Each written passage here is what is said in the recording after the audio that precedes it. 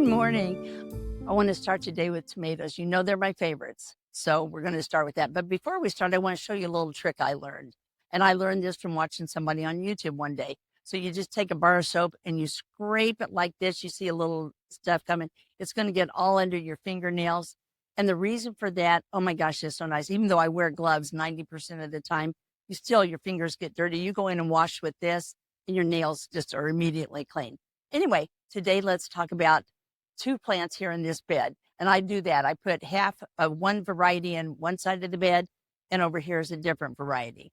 This happens to be beefsteak.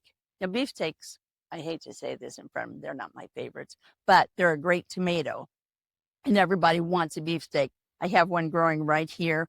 Again, this is very late spring, so these plants are pretty advanced for this time of year. Anyway, once these grow to perfection, once this tomato gets big and red and beautiful, I'm going to stop right then before I get to eat any tomatoes, and I'm going to save the seeds. Now, I'm going to show you all that on another video because it's a very detailed process, and it has to be done just right to get perfection. But I want you to know, as many years as I've been doing it, I'm like at a 95% success rate in growing tomatoes. Now, again, everything in my garden you're going to find are heirloom. And what that means is they're original tomatoes. This tomato is going to be identical to what it was 100 years ago. If you use a GMO or any kind of genetically modified plant, you can grow a great tomato that first year. The next year, it's not going to be the same. And the year after that, it's going to be like a monster because it is genetically modified and it just doesn't. Oh, there's a butterfly fluttering right over here. It's kind of fun. Anyway, I really am a strong proponent of heirloom seeds. I've been saving my same seeds for about 20 years. So not only do I not have to buy seeds, but I know what I'm going to get every time. These plants, I started inside, as seeds in January. And there's a whole process. I go from the little seedlings, then I take them to the shoe boxes and I lay them down and get their root systems. When these were planted, it takes two people to plant them because their root system is about that long. It's not just a big clump. They're long like that. That's why my plants are very sturdy and big. And yes, you can see I've already pinched off most of the suckers off of all these. We'll pinch this one off here. You don't want that. They're not going to give you any tomatoes.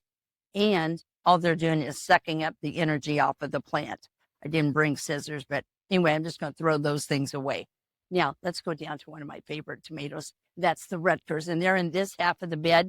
Now, the difference in Rutgers and anything else is, do you see how they're clumping?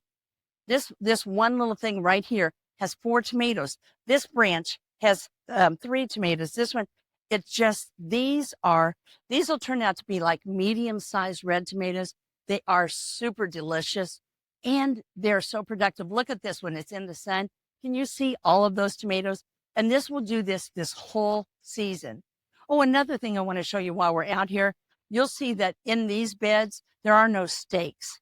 What we discovered is these tomatoes get so big, they're so happy here, that my husband devised this pipe system here, and we've got these fishing wires, and it's just not regular fishing wire, it's really heavy duty metal fishing wire like they use when they're going to catch big fish, and they're planted down in the ground. I think I have one hanging in one of the other beds. I'll show you how it looks. And then we have these little bitty clips, and we just clip it to the wire, and that way the tomatoes just go straight, tall, and to perfection. So that's all for today. I'm going to show you another bed soon. Have a great day. God bless. Bye.